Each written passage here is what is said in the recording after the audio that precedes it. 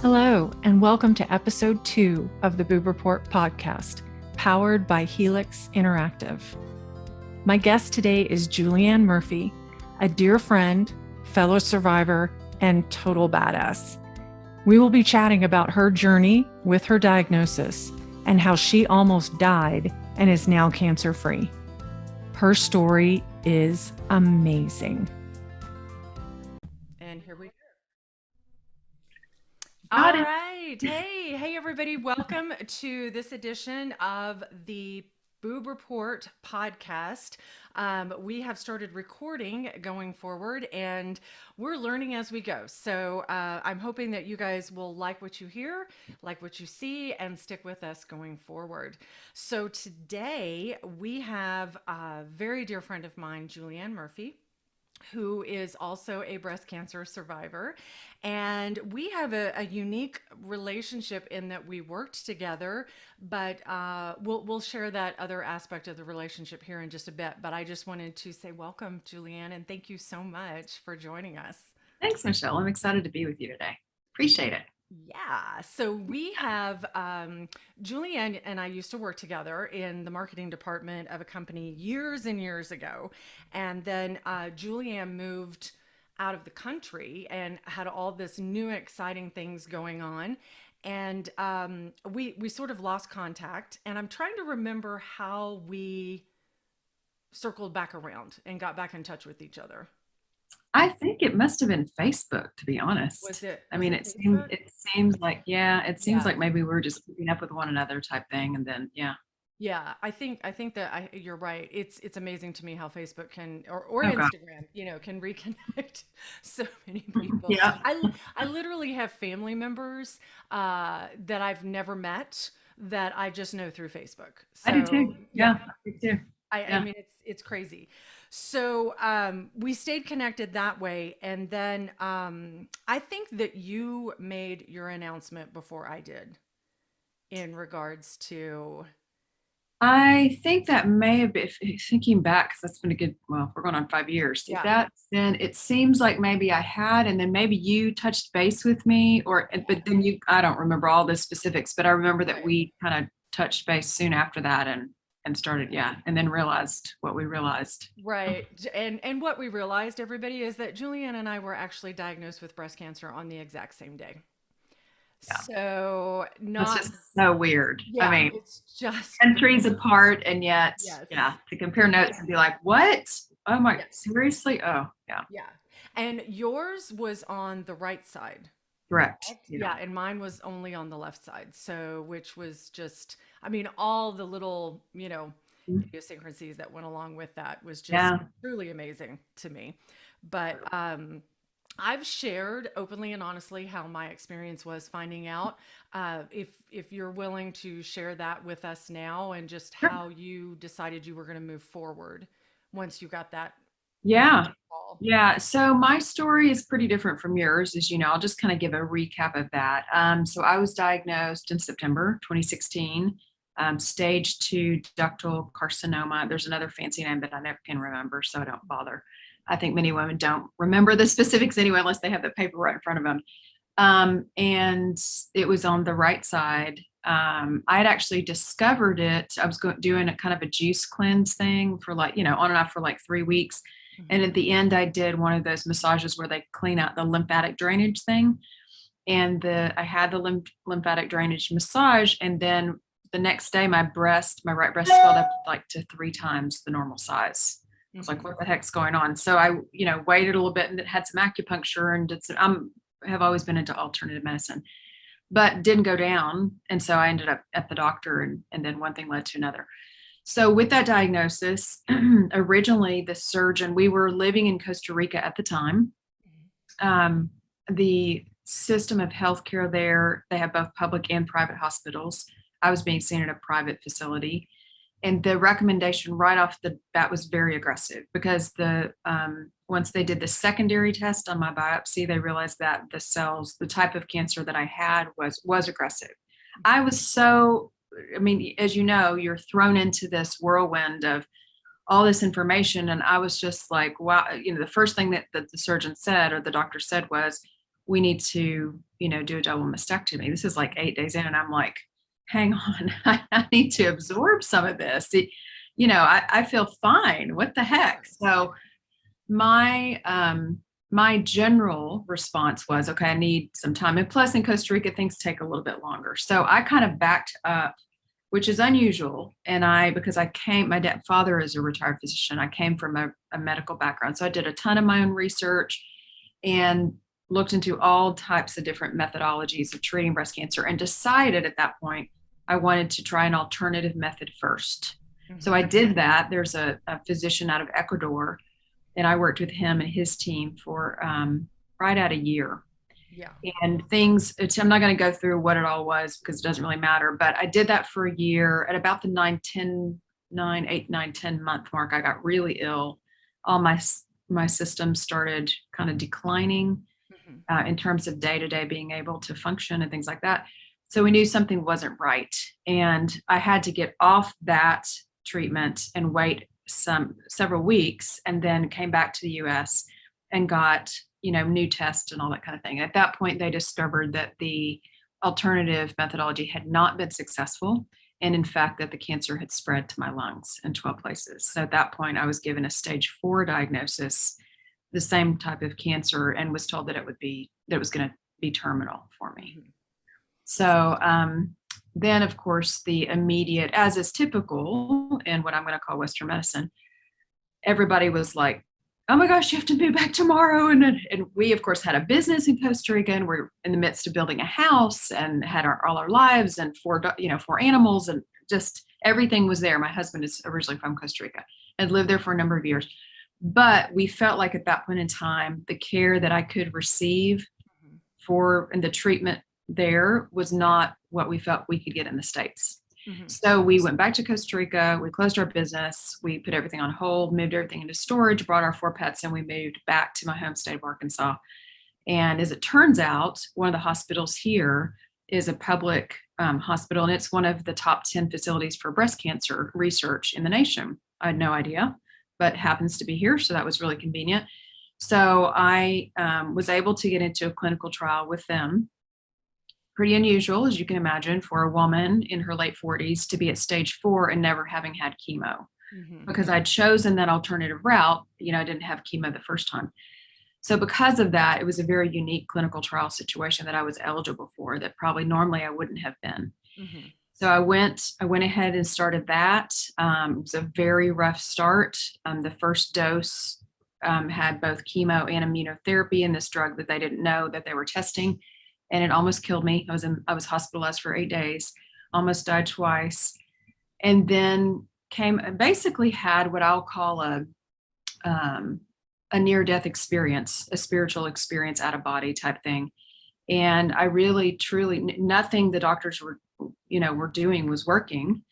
But with that near-death experience, and I attribute it to God, I'm a person of faith at this point, everything then turned around. And I ended up walking out of that hospital with some assistance 3 days after that. So 8 days, very, very harrowing experience, but it changed everything for me.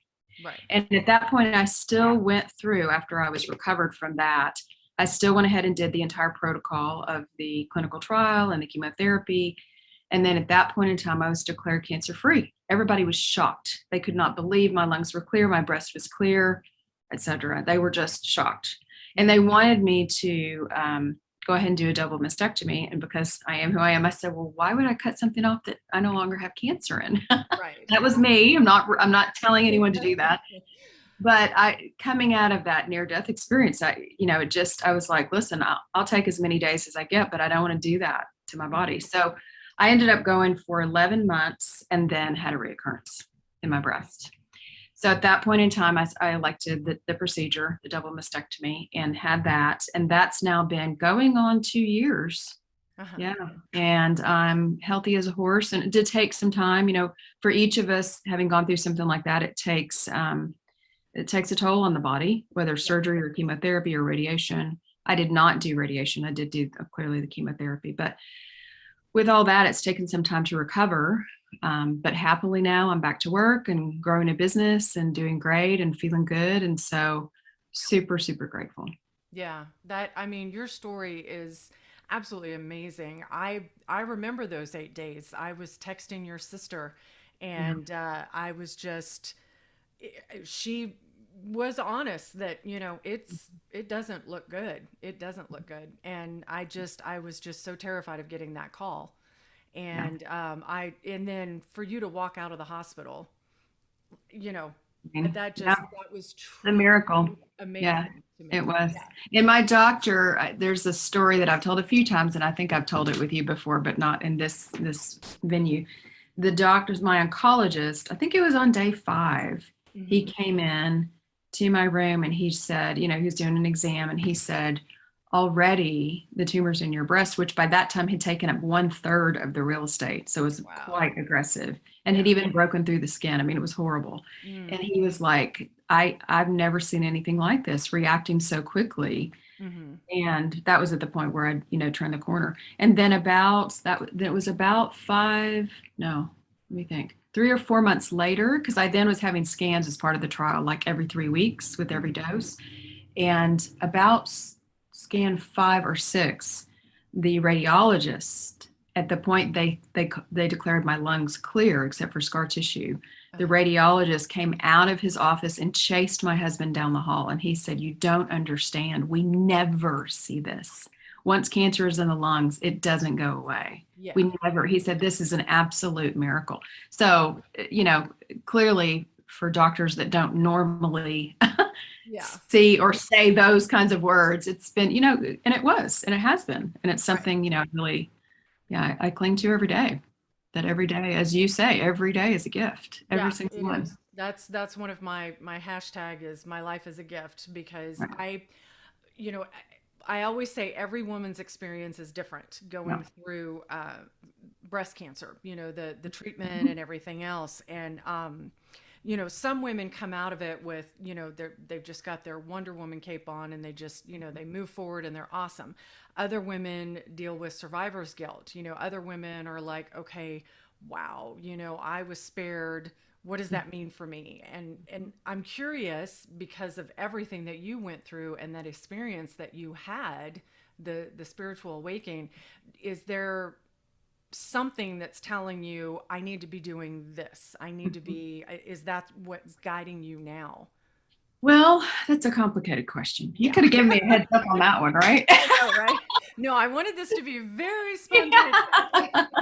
Yeah. Well, so to be totally candid, that is really kind of a question that I wake up to, Hmm. if not every day, every other day, to say Right. like, and I feel like between coming out of what I'll call round 1, Hmm. which was coming out and being out of that near death experience and the super bad chemo stuff, and then coming out of that and being declared cancer free the first time, was so like getting out of prison for me spiritually, that I was like, okay, now it was kind of like you kind of coming up for air after having been held underwater when you're clamoring for your life, and then you come up and then the air hits your lungs literally so quickly, and I literally felt like, kind of as many breast cancer patients do, but I didn't know this, like very PTSD, like, okay, now what? Now I have to make my life matter. Like, what if I only have a year or 2 years or 5 years? What am I going to do? What am I going to do that Right. makes it worthwhile?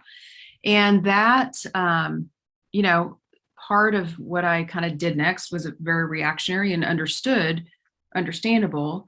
We took a lot of our money. We invested in a huge house in Maine, and we moved up there, and it was going to become a retreat center for women with breast cancer. And in the midst of all that was when I had the reoccurrence. Hmm. I was thinking what I really wanted to do was to give back and to help other women who are going through this, similar to what you're doing, but kind of in a different fashion. Right. Right. But of course, that was pre-pandemic, Mhm. Yeah. which is another kind of interesting God thing, I guess, that all blew up with the reoccurrence, and we had a partnership that fell apart in the midst of that. And then 3 months later, then I had to come back for surgery, and 3 months later, the pandemic hit. Hmm. And literally one day I was sitting there washing, dishes or something at the sink post, recovering from my mastectomy, thinking, gosh, this whole thing is just like our lives just completely imploded again. How did this happen? And then I Right. hear on NPR or something, and 90% of the hospitality industry is now closed. And I was like, oh my gosh, that would have been us too. So Mhm. even though the happenstance of it, so back to your question, within the loss of that, in addition to the loss of the life I had before, I think many of us as breast cancer patients and survivors coming out of that trauma, no matter what it's looked like from A to Z, Mhm. when you come out of it and you do survive, you, what it's looked like for me has really, I mean, I've gone kind of the whole gambit. I had some major depression for a period of time, Mhm. literally sitting with this, like, what am I doing? And what am I doing that's worthwhile? Right. And why? And I didn't think of it at the time. I think you and I had this conversation some time ago. I didn't think of it at the time as survivor's guilt, but it really was like, why me versus someone else? And if I stayed alive, then clearly there's something I need to be doing to make sure that these days I have left. Do you see what I mean? Oh yeah. So there's been a lot of that. And there's also come out of it a great appreciation for literally the little tiny things that we take for granted. The Mhm. little tiny things. Petting my dog, Yeah. snuggling with my cat, having coffee with a friend. I find now that I'm so much more present in the day to day. Yes. And really that's all we have. Mhm. Yes, the hope for the future. Yes, hope and faith and an afterlife, which I believe in and some people don't. But it's, what is it that you're doing with yourself today? How are you, for me, giving back, or whether it's ministering to others or being with someone going through a hard experience or just being a listening ear? I don't know. I don't have all the answers. I would love to say that I do, but that would be not accurate. Yeah. So it's really been a soup to nuts experience. And in Mhm. many moments, it's been incredibly painful.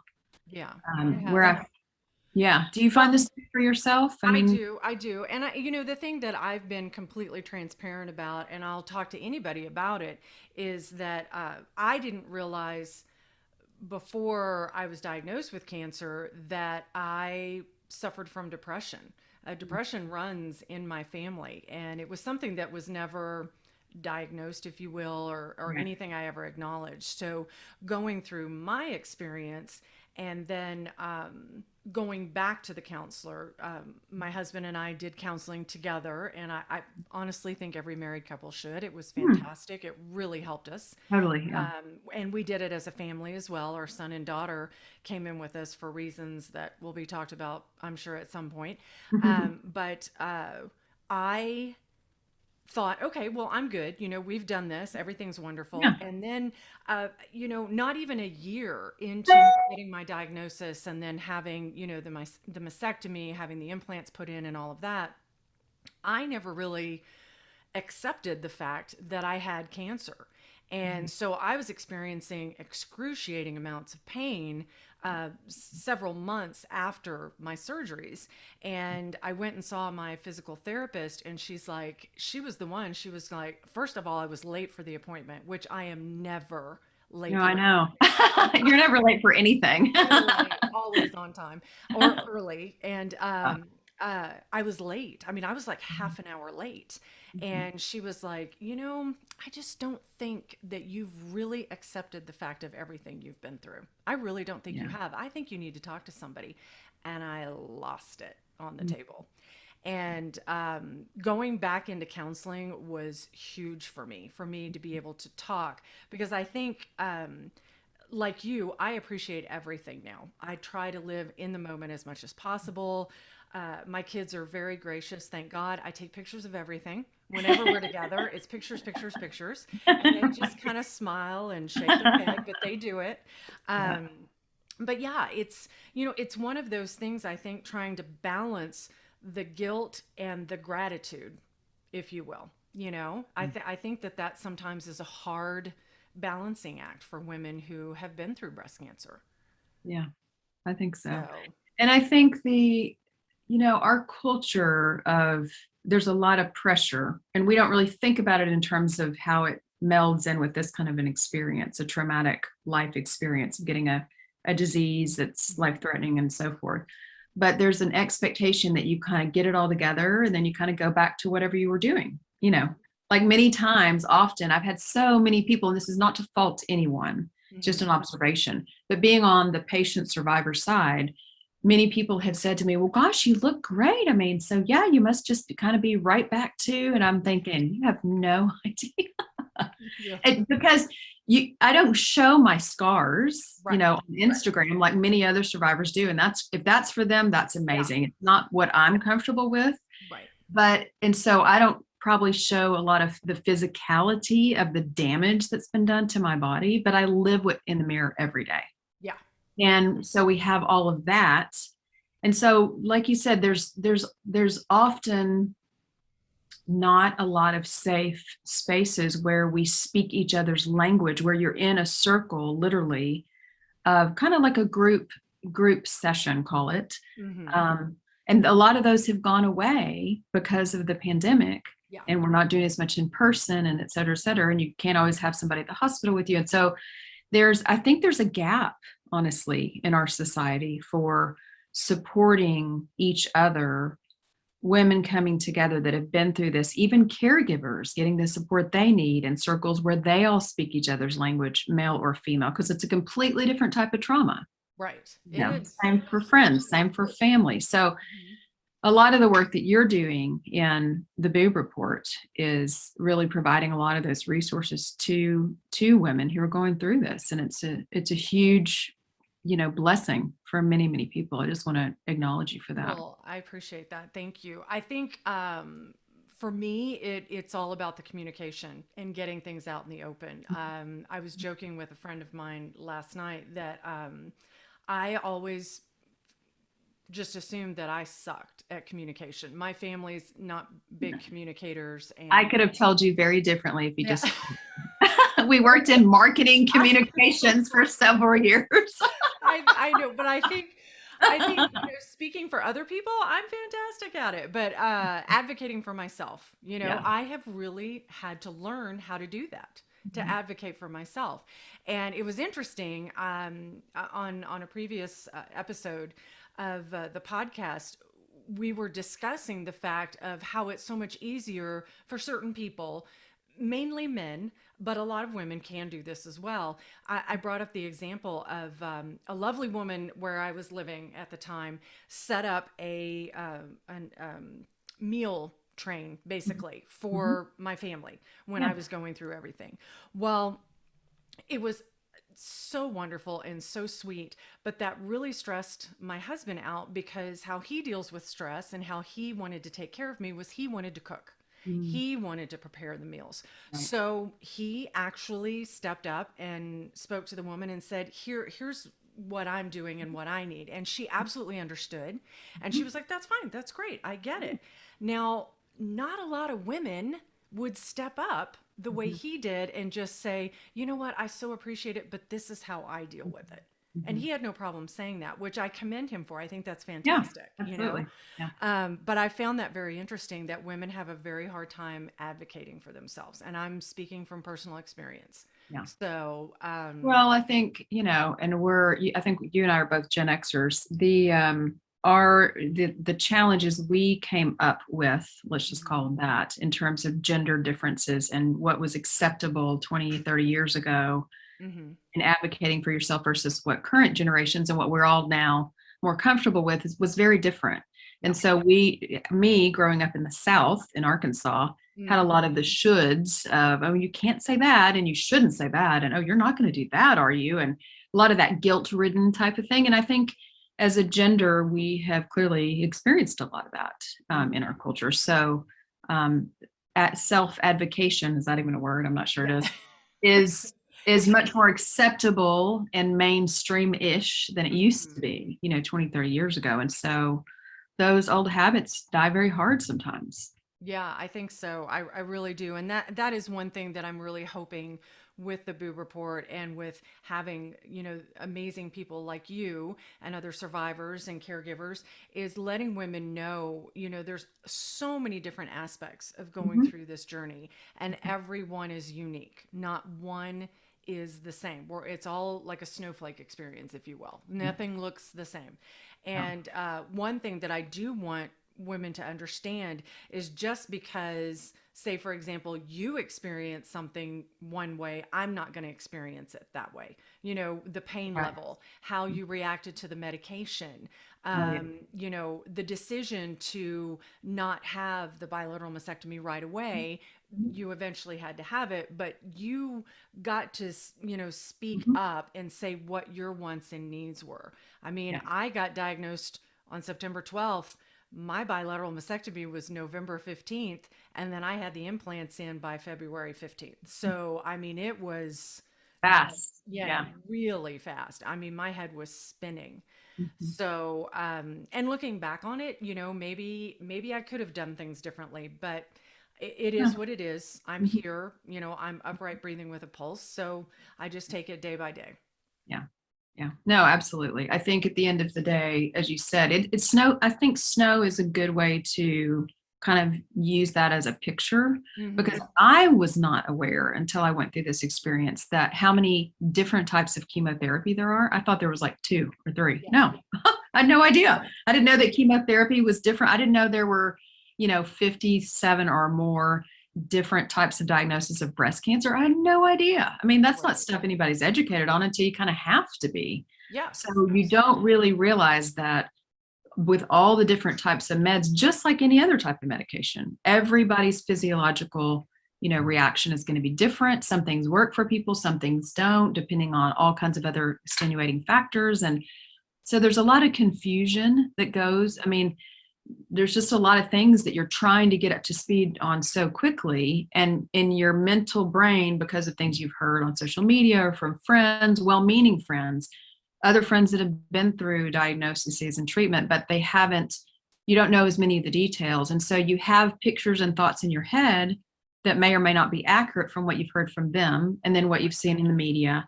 And so it's a hard time. It's Yeah. very difficult to sort through it all. And anytime, as we know, emotion goes up, which clearly with the breast cancer diagnosis, your emotion's way up here. Yeah. So your cognition naturally is kind of fighting for space because all you're trying to do is figure out, what do I do next? What's best for me, for my family? How do I decide? And you get educated at the same time, and then you're terrified.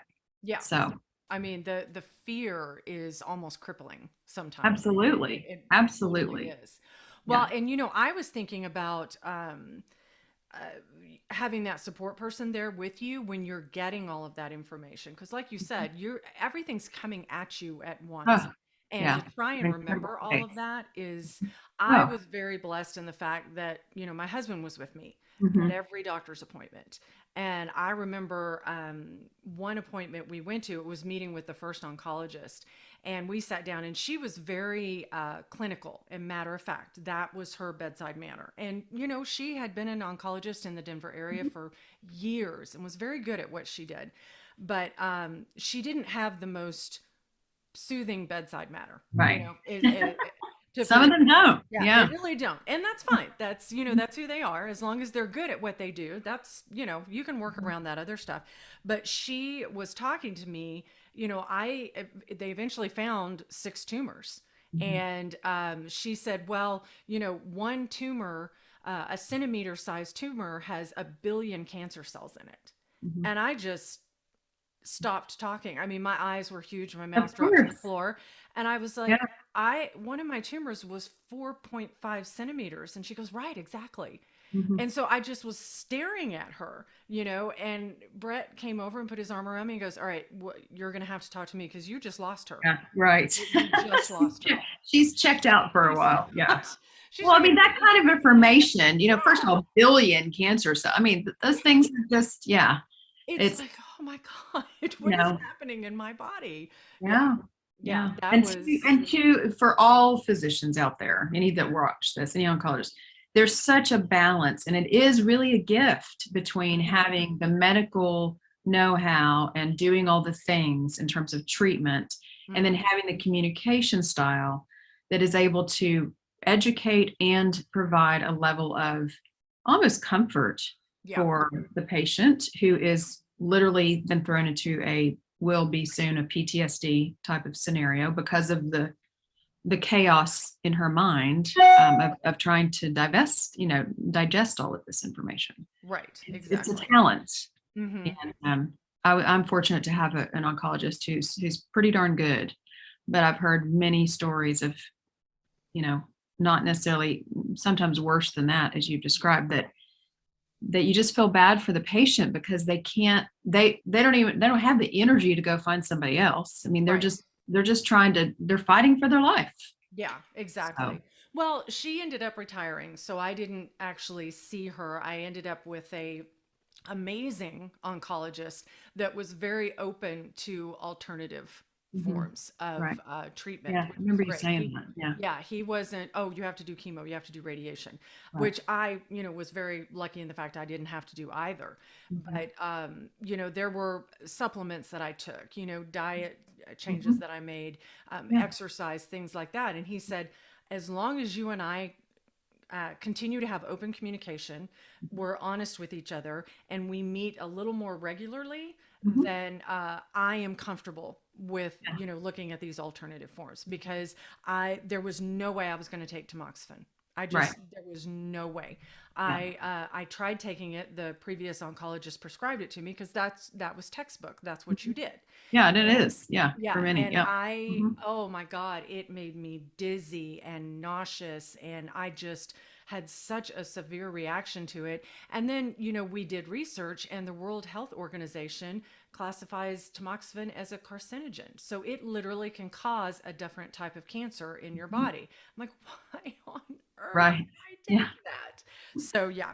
So I was very lucky to find a good oncologist, but I think that's hugely important, is that Oh gosh, you it have is. to be comfortable with who you're working with going It through is. all of Yeah, this. it Yeah. is. But I think again, it's a big challenge because all of us have been so conditioned. The minute you say the word cancer in any, personal conversation, the oxygen sucks out of the room. Everybody. And so when it's your body and your family that's been impacted, most often, the answers are get this done as soon as possible, get this appointment as soon as possible, blah, blah, blah, blah. And before you know it, many women describe to me, they're like, it's kind of like I got the diagnosis and then I woke up like 4 months later Hmm. and I'd been through all this stuff. And yes, I was there, but I mean, it was such a blur. Yeah. And I'm like, yeah, I get it. So Yeah. it is really important to kind of take a breath and say, okay, this didn't form in 2 days, guys. We Hmm. can take a week or two. We can Yeah. do a little research. Maybe you need to take off work and, talk to some different doctors and, decide what's best for you. Because the match personality wise is also very important, as you Oh, said. absolutely. I had an amazing surgeon, and my first plastic surgeon was great. Uh, I ended up using a different plastic surgeon to have my implants replaced last year, just because my body was rejecting them, and Mhm. the pain was just Yeah. excruciating. Yeah. I But remember you talking about it. I truly believe that, having someone that you feel comfortable with, that you can talk to. I mean, both of my surgeons gave me their cell phone numbers. that. Mhm. So Yeah. they were like, anytime, Yeah. call, text, anytime. And my plastic surgeon was basically, for a while there, on call 24/7 for me. I really tried to not, but when I was having Well, problems, yeah, when you have a genuine yeah, need, if they give it to yeah. you, then yeah, absolutely. That's a huge gift. But I think that, yeah, it is so hugely important to make sure you develop that relationship with that Mhm. doctor, and you guys work through that Yeah. timeline. I was also stage 2 by the time I was diagnosed. So it was just something. I did the genetic testing, and they were like, "Oh, well, good news, you don't have the gene." And I'm like, "Okay, so then why is this I didn't happening?" have the gene either. I mean, Yeah. for me, I it was was weird. They did the testing after, and I'm like, well, what? I Yeah. mean, at this point, yeah. Anyway, what Well, difference does it I make? had it done so I could make the decision on whether or not to do the bilateral mastectomy. That Yeah. sort of helped me. And a lot of women would have been, "Oh, okay, well, I don't have the gene. I'm just going to do, the left breast." Mhm. My rationale was, there is no way I'm going through this again. There's no way. Don't blame you. Yeah. Yeah. I Yeah. just Don't I blame you. refuse to do it. Yeah. So that's where I took the stand, and I was like, "Yep, we're just getting this one and done." Mhm. So, and whatever you decide for your surgery, lumpectomy, mastectomy, whatever you decide, that Yeah. has to be a decision you make with your doctor and your loved ones. Right. So, Agreed. yeah, it's nobody can tell you what to do. You can No. get, great information and, support and everything like that, but it ultimately is your decision. Yeah, So, absolutely. Absolutely. Yeah. And like you said, it's different for because even listening to you describe the protocol when they did like the genetic test, totally different from my doctor and what he yeah. recommended. So when we did it was different. I had recommendations from the initial oncologist in Costa Rica to do surgery and then chemo and radiation. Hmm. And here in the US, he did chemo first and then the surgery and then wanted to, so I mean it's again every doctor has a different protocol as well, so that's why it's so important to make sure that you get a level of real trust with Yeah, somebody and check absolutely. into their backgrounds. Not that you can really call other clients or Mhm. patients of theirs that they can give you information for, but go back to your women's groups, go back to your place of work, places you feel comfortable to ask, and how is your experience, and can I talk to you, and can those things can be really helpful. Oh, absolutely. Absolutely. I absolutely agree with you. Well, I think we sort of Well, covered a lot of stuff. we covered a lot. We really did. But I do love this. Now, I want you to share a little bit about your website and what you're doing on your Sure. end. Okay. Yeah. And it's kind of, I'm in the midst of doing a revamp. So depending on, I know this is going to come out shortly. So my name, as you see here on the screen, is juliannemurphy.com. And that's my website. When you go, I have dedicated, my blog is all about the cancer experience, even though I've got other things on my website in general, because I'm an author and a speaker and a consultant. But when you go to the blog tab, there are 3 sections. One is called Unbridled Woman. That Hmm. is the blogging that I did specific to being right in the middle of the chemotherapy journey. Hmm. So it's pretty dark. It's a lot of fear. It's a lot of, I didn't, it was totally unfiltered. So it's not for everybody, but for many women, it's kind of provided a real pragmatic, especially when they're in their midst of chemo, to go, oh, okay, I'm not the only one that feels like that. So there's 8 or 10, I don't remember how many are there. Then there's another section, let's see, Unbridled Woman. There's another section called Faith for the Broken. That's actually a Facebook group that I formed post cancer.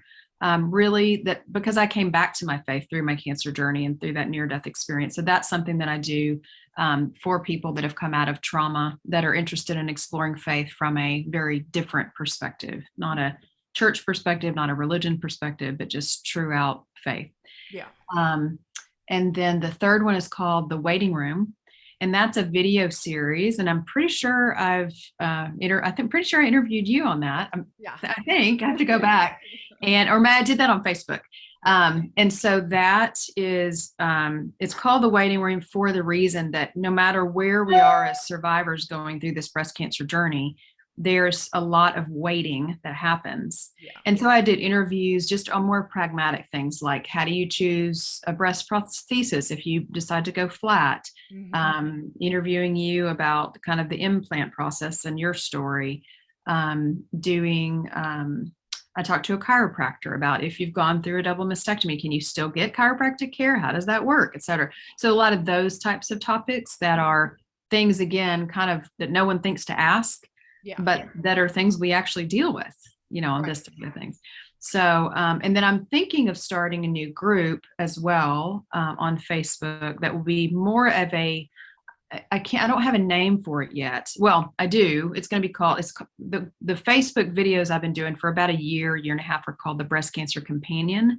I Hmm. just merged that Facebook group just with my author page just for simplicity. But I'm probably going to be forming in very soon, probably in September, a Facebook group called the Breast Cancer Companion that will be a private group where women can come, and we'll be doing every other week or so actual group settings on Zoom where Hmm. we can support each other and share resources that'll actually be live. Oh, I love that. I love that. And we'll have all of that in the show notes Okay. for everyone Yeah. so that they Thank can you. I appreciate check that. that out. Absolutely. It's absolutely. Well, thank you for your Yeah. time. As Good to always, see it's you, so Michelle. great to hang out Yeah. with you. Thank you. And thanks for the invitation. It's always lovely to speak with you and to share more about this journey. And you're doing a lot of good things out there. So thank you. Oh, I appreciate it. I appreciate it. Well, thank you everyone for joining us. And again, we'll have more information in the show notes, and we look forward to seeing you guys on the next episode. So take care. Mhm. Wow. Thank you so much for joining us today.